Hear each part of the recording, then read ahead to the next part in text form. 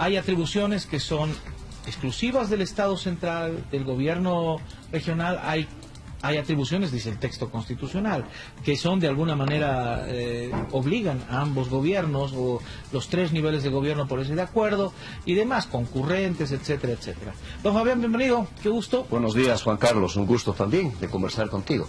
Bueno, me acuerdo hace muchos años atrás cuando se discutía la ley de autonomía, así que conversábamos con usted, veíamos justamente que va a ser la revolución más importante del país porque se trata de descentralizar el poder.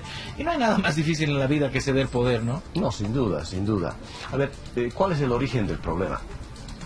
Hace más de 22 años se plantea una política que apuesta a la descentralización municipal. Con la Ley de Participación Popular se estableció que esa descentralización municipal debería ir acompañada con recursos. Claro. Y esos recursos se establecieron con la coparticipación tributaria de 7 impuestos que hoy día pagamos todos los bolivianos. El IVA, el régimen complementario al IVA, impuesto a las utilidades, régimen aduanero, etcétera, etcétera. Se estableció hace 22 años que de todos esos impuestos que pagan los bolivianos, 75% se quedan con el nivel central del Estado, 20% con municipios, 5% para las universidades. Estaba claro el diseño que en ese momento lo planteó Gonzalo Sánchez de Lozada con esa importante ley de participación popular. ¿Cuál era el escenario en ese momento? No existía otro nivel autonómico, porque lo que habían eran prefecturas. Sí, claro. Las prefecturas, ¿qué es lo que eran? Eran los brazos operadores de la inversión pública nacional. Y por tanto ese 75% era ejecutado a través de las prefecturas. Bueno, pasó el tiempo y estamos ahora en un segundo momento del proceso autonómico constitucionalizado. Hay autonomías departamentales, eso significa la inserción de un otro nivel del Estado con el mismo carácter autonómico y por tanto lo que debió haber sucedido es establecer un nuevo régimen económico-financiero una vez aprobada la Constitución Política del Estado. Se aprueba la Constitución, autonomía departamental, emergió la autonomía regional, ahí tenemos una sola con muchos problemas en el Chaco, y las autonomías indígenas que todavía no tienen hoy día ninguna autonomía consolidada, excepto la del Chaco cruceño. ¿Cómo quedó finalmente el debate? Cuando discutíamos la ley marco de autonomías, el gobierno nacional en ese momento no quería debatir el nuevo régimen económico-financiero. Decía, es muy pronto, ahorita no hay condiciones, mejor no, lo dejaremos para después. Ese después, ¿qué fue? Se aprueba la ley marco de autonomías con un mandato.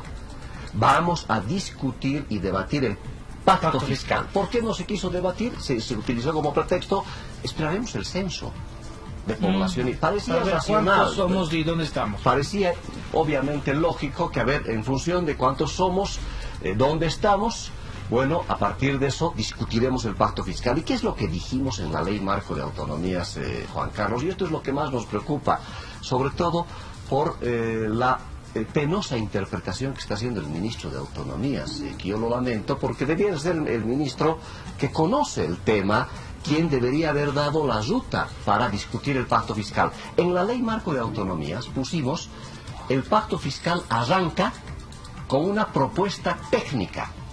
Para eso hemos creado un ente burocrático que debería ser el especializado en los temas, el Servicio Estatal de Autonomías, que depende hoy del ministro de Autonomías.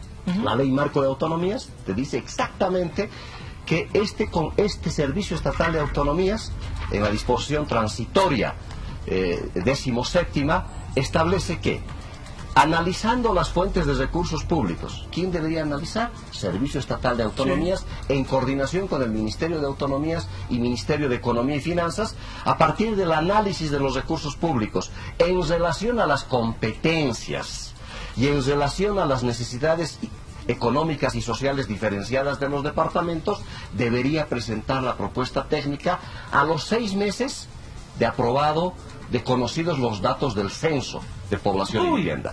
El censo de población y vivienda, después de haber conocido un primer dato oficial, se acordará Juan Carlos, en enero del 2013, el presidente Evo Morales dio a conocer unas cifras que habían estado mal. Sí. Después las corrigió el INE.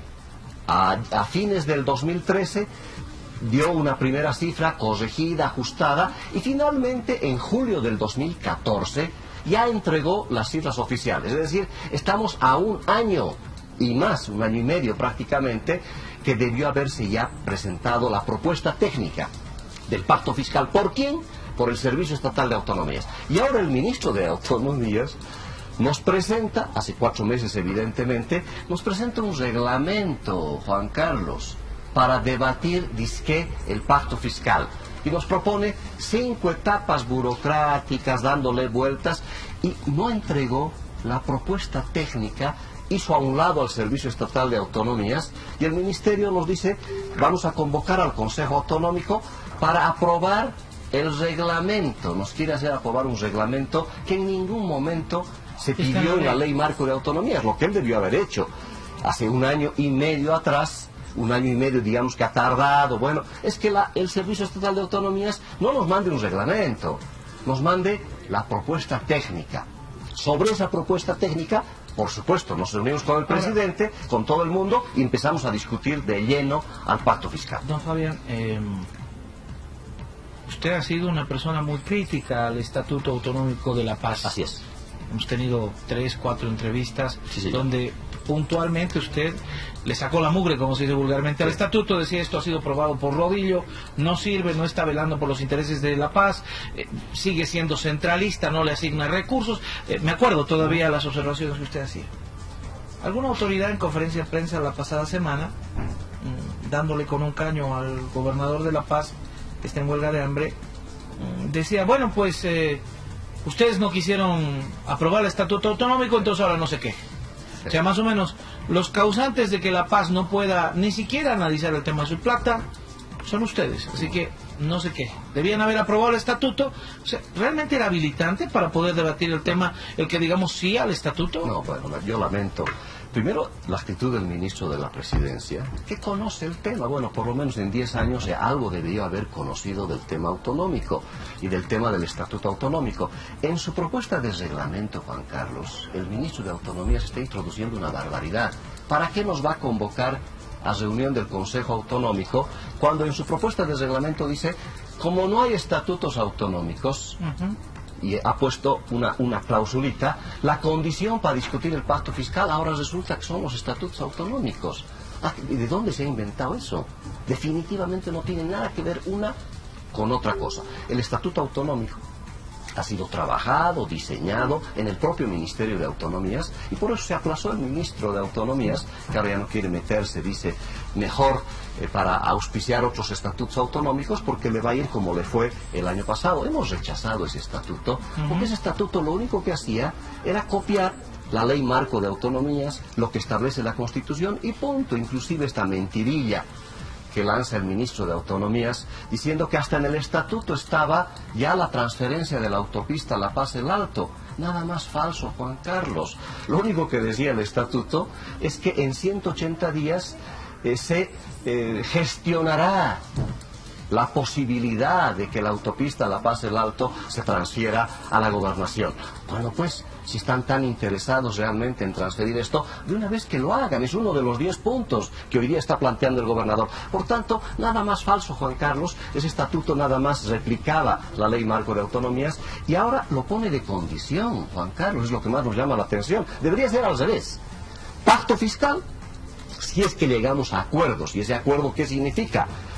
Modificar sustancialmente el régimen tributario que hemos heredado de la denominada época neoliberal, sí, claro, centralista. Bueno, discutamos eso. Teniendo el pacto fiscal aprobado, lo lógico es que los estatutos y las cartas orgánicas municipales, más bien, a partir del pacto fiscal, podrían introducir lo que se acuerde en sus instrumentos normativos básicos. Eso debería ser la lógica, pero no. Ahora se inventan, no, ahora tenían que tener estatutos autonómicos, que yo pregunto, ¿para qué nos va a convocar el presidente al Consejo Autonómico para discutir el pacto fiscal si nos están poniendo una cláusula que dice, si no tienes tu estatuto, no se discute el pacto fiscal? Quiero ponerlo en sencillo, o sea, tu hijo te dice, quiero mi adelanto de herencia, tú dices, ya, te voy a dar tu adelanto de herencia, pero yo quiero dictarte cómo tú tienes que vivir, de acá ad infinitum, ¿no? Es un poco Ratito, si tú, como se entiende que el estatuto es la manera en la que tú vas a ejercer tu autonomía, ¿sí?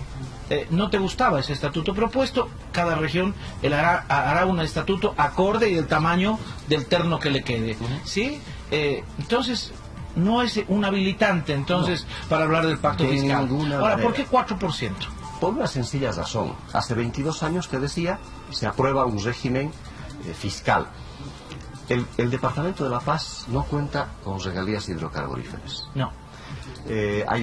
Comparte el IDH, hay un fondo de compensación, hay regalías mineras, hay mucha evasión en el tema minero, pero ¿cuáles son las 4 fuentes de las cuales depende el presupuesto de la gobernación?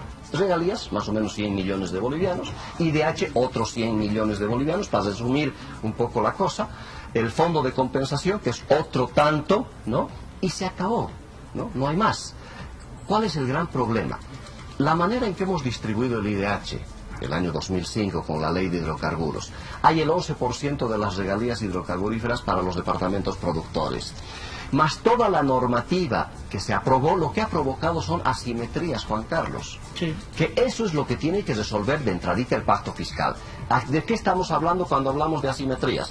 Cuando tú agarras el presupuesto que tienen las 9 gobernaciones, las divides por la cantidad de habitantes, porque tenemos que trabajar para la gente, no es para trabajar para fantasmas. 2.800.000 habitantes en el departamento de La Paz, con un presupuesto, digamos, global de 1.300.000 bolivianos. Eso le da 400 bolivianos más o menos per cápita a cada paseño. Sí, señor. Si haces la misma división, 500.000 habitantes en Tarija, tiene un presupuesto de 2.700 millones hoy día de bolivianos, te da más o menos 5.000 bolivianos de recurso per cápita. ¿Cómo ha sucedido eso? Porque el régimen que se aprobó con la ley de hidrocarburos, con el 11% de regalías, todo esto ha provocado una asimetría entre regiones que la tenemos que resolver. Y la única fuente sustentable, significativa que requiere el departamento hoy es aperturar la coparticipación tributaria, ese 75% que se quedó el nivel central del Estado, los municipios seguirán percibiendo su coparticipación y de ahí le estamos planteando al gobierno 4% de todo lo que se recauda. Los paseños aportamos, Juan Carlos, el segundo departamento que aporta en impuestos, 26% de toda esta torta. ¿Qué le significaría a la gobernación? Más o menos entre 1.600 y 2.000 millones de bolivianos. Ese 4% que algunos me dicen, pero tan poquito están planteando. Pero claro, sabemos que obviamente no podemos pedir pues para el gobierno autónomo toda la coparticipación. 4% nos parece razonable porque eso nos va a permitir encarar. Si cada año tuviéramos entre 1.600, 2.000 millones de bolivianos netos para inversión pública, hoy día tenemos 230 millones de bolivianos. ¿Qué significa eso? Porque la gente, claro, muchas cifras, uno se marea. Hace 3 semanas, en La Paz, se inauguró un hospital muy bonito. La Portada. Segundo nivel. ¿Sí? ¿Sabe cuánto cuesta eso, Juan Carlos? A La Paz. 100 millones de bolivianos. O sea, 3 de esos Bien hospitales equipadito. y chao. No, claro. Un hospital de segundo nivel equivale a lo que la gobernación para las 20 provincias invierte en caminos. 100 millones de bolivianos para mantenimiento, para hacer algún puentecito, porque asfalto está muy difícil de hacer con esos recursos. Por tanto, está claro que si queremos desarrollo para el Departamento de La Paz, con estos presupuestos hemos calculado que en 100 años podríamos estar terminando toda la vertebración caminera asfaltada, que no es lo único que hace la gobernación. Tiene 36 competencias que es preciso tener fuentes. Discutamos, ¿no es esta la fuente? El gobierno nos dirá no, el 4% no. Bueno, ¿qué entonces? ¿Cómo resolvemos las asimetrías? Empecemos a discutir. 4% Esto no es desportillarle a nadie, no es decirle Tarija, quítenle un pedazo a Tarija para que nosotros vivamos mejor. No. Es recuperar y de una vez superar el desequilibrio que ha provocado todo esto. Fabián, agradezco. A usted, pues, Juan Muchas Carlos. gracias. Franco debate abierto que va más allá de la consigna o la descalificación y ojalá así sea. Hay que poner la plata sobre la mesa. Hay tanto, la vamos a partir de tal manera. Y obviamente esa herencia neoliberal de Sánchez de Lozada, en un momento donde el Estado, la República de Bolivia era otra, creo que merece una revisión por lo menos sincera. Sinceramiento, Así eso es. sería. Vamos a una pausa, regresamos en poquitos segundos. Usted está en Levántate Bolivia.